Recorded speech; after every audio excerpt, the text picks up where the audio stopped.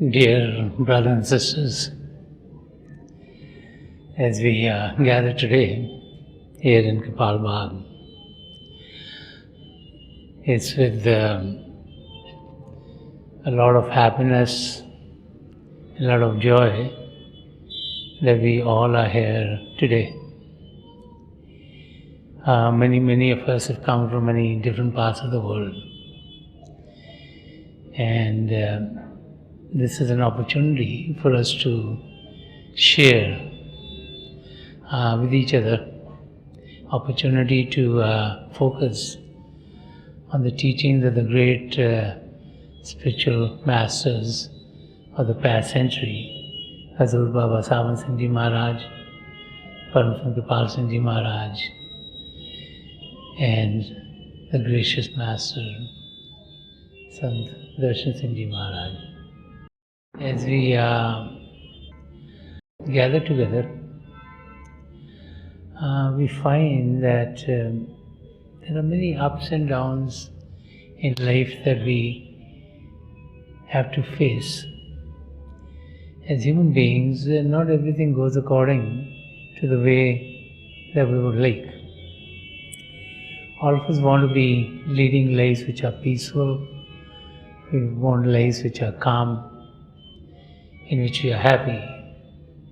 And so we have expectations that our life will go very smoothly. But unfortunately, life has its ups and downs. And when life has its ups and downs, then as human beings we find it very difficult to deal with those situations. Anything which comes in front of us which is not expected becomes very difficult for us to accept. And many times when things are going on well, we just feel like things are happening because of our own efforts. And when things are not working well, we start to wonder why. And it is in those times of difficulties that our thoughts go towards God. When we realize that after doing whatever we want to do, we're still not achieving what we would like to achieve, then we realize that there is a higher power, we realize that there is someone out there who can help us deal with the difficulty in our situation. And it's a shame that many times it's only difficulties in life which turn us towards God. Even though on the outside those moments might be very difficult, but in reality they're the best things that can happen to us, because otherwise when things are all going well we're just enamored by the world that we live in. We just focus in the activities of the world outside, and we never think about ourselves, about God, our relationship with the Creator. But when a difficult time comes in, a time where we're unable to solve our situations, then we pray to God. And it is then that the realization that there is a power which is greater than us, a realization that there is a power which can fix everything, starts to set in. And many times it is only through those difficult times, through those difficult periods, that we are able to focus on the true purpose of us all being here in this world.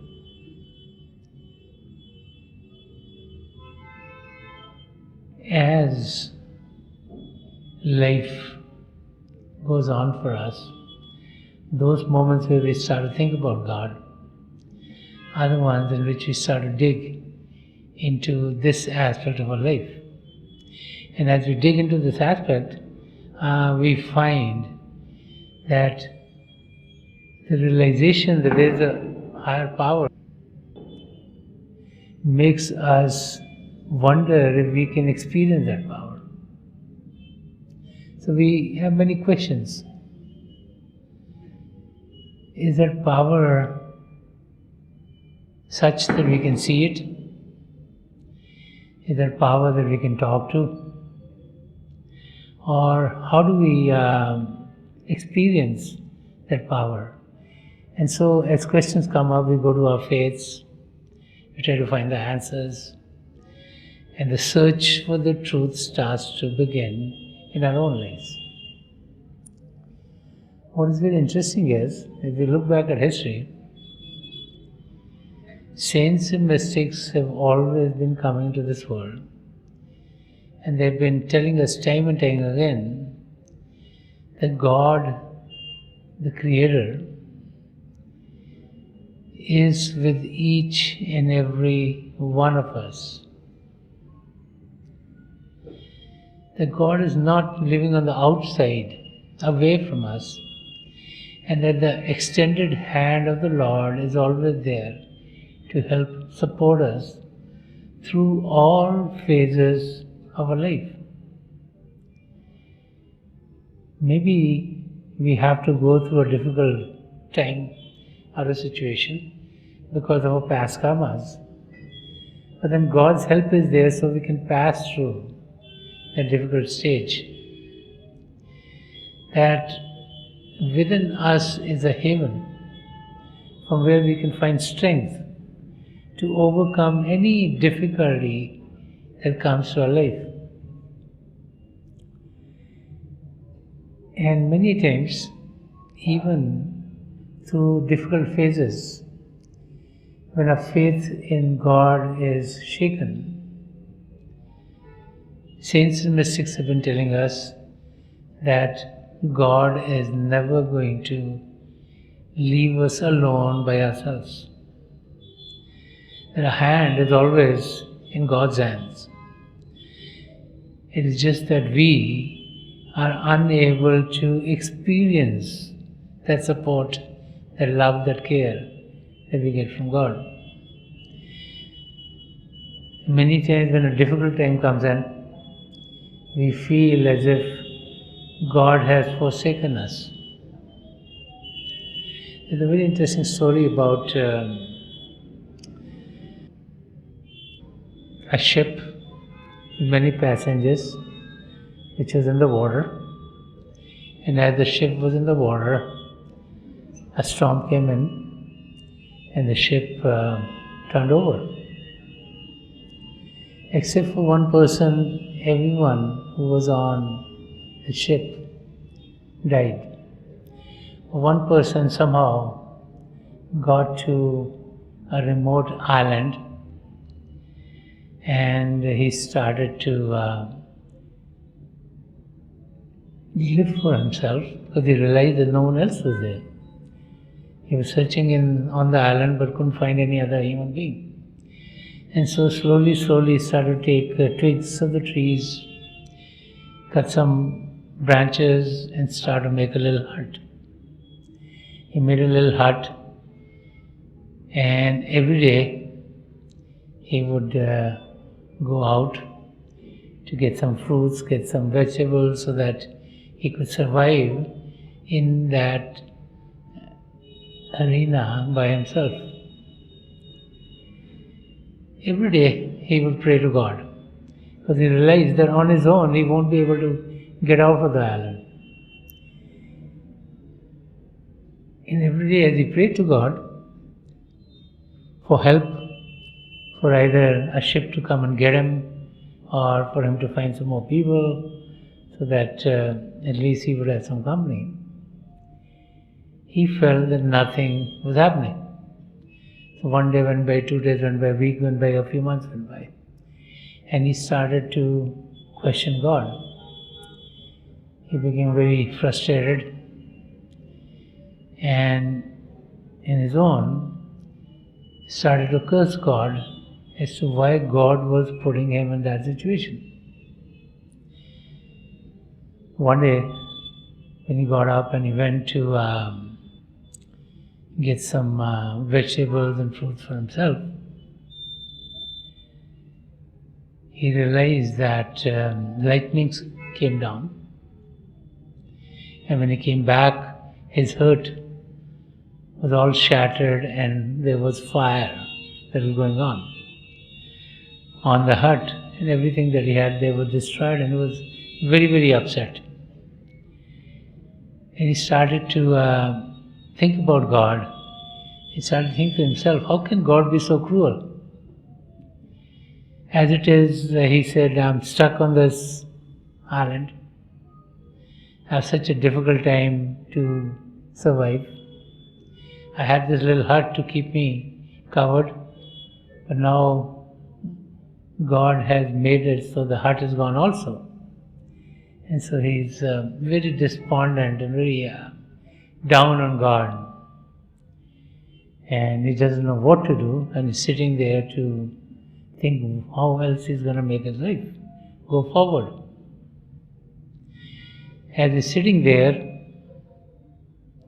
in a little while, far away he sees a ship coming in that direction. And the ship anchors in the water, and a rescue boat comes out.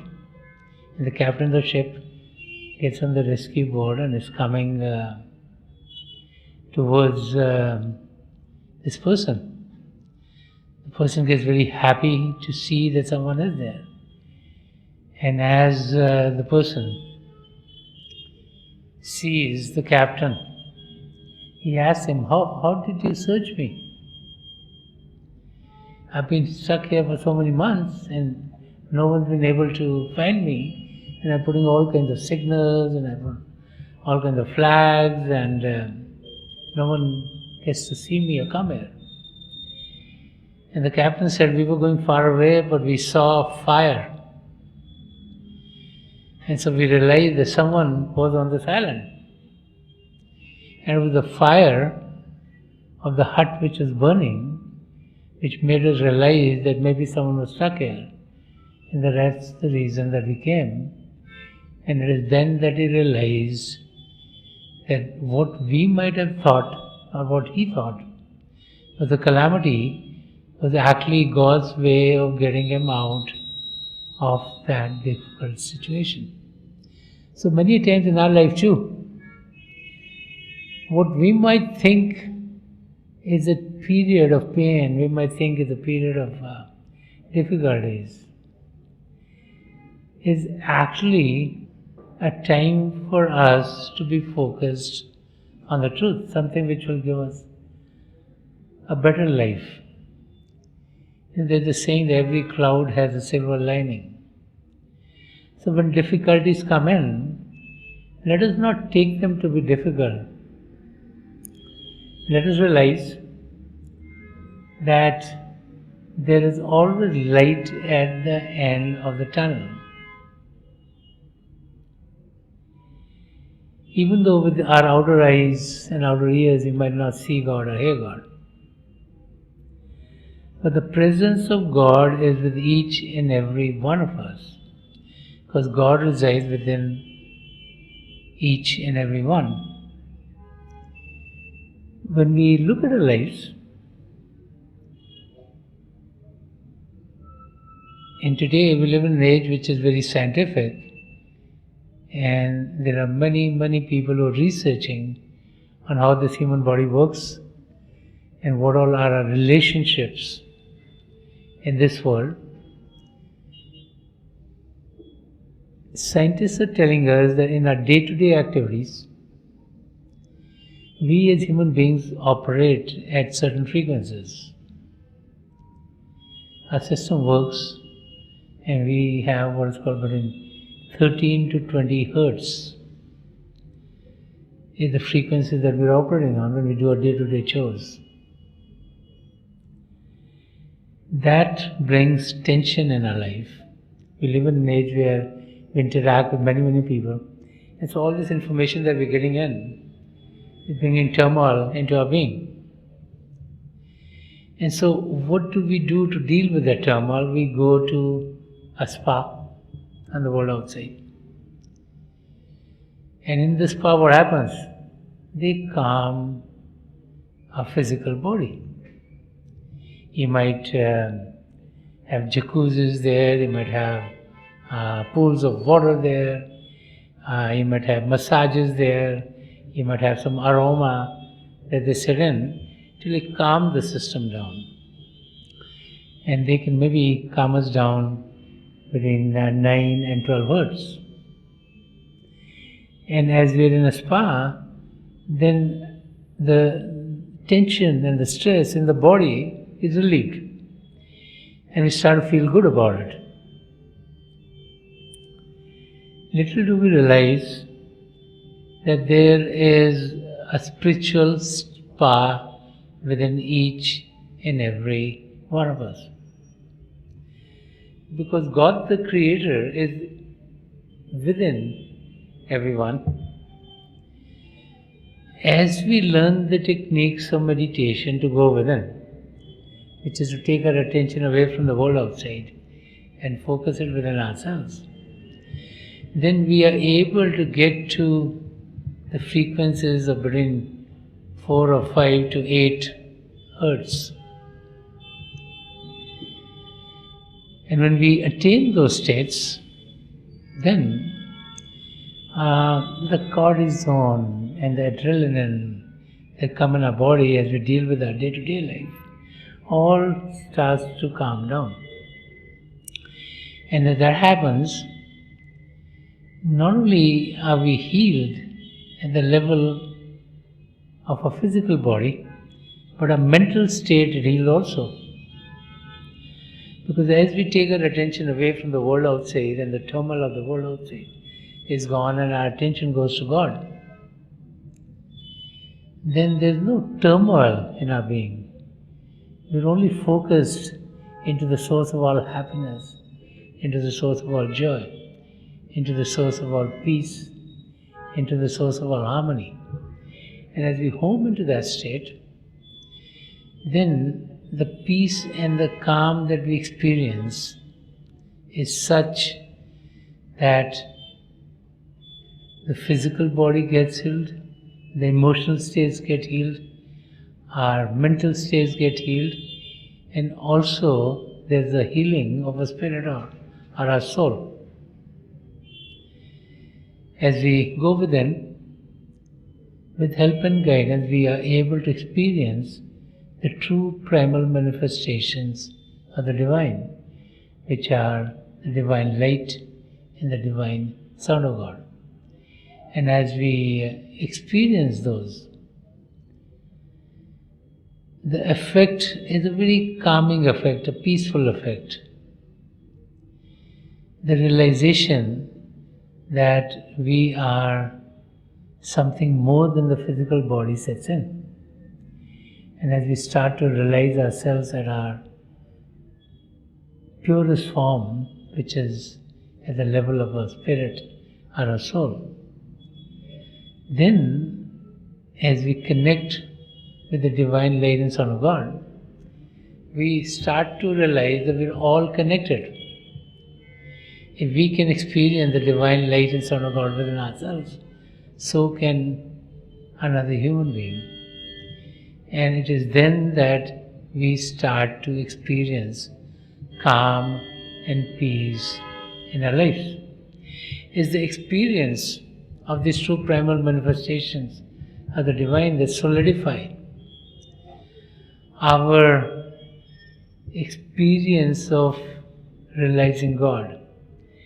And as that happens, and with practice, we then are able to rise above physical body consciousness and soar into the spiritual regions within. The journey within is a journey of light.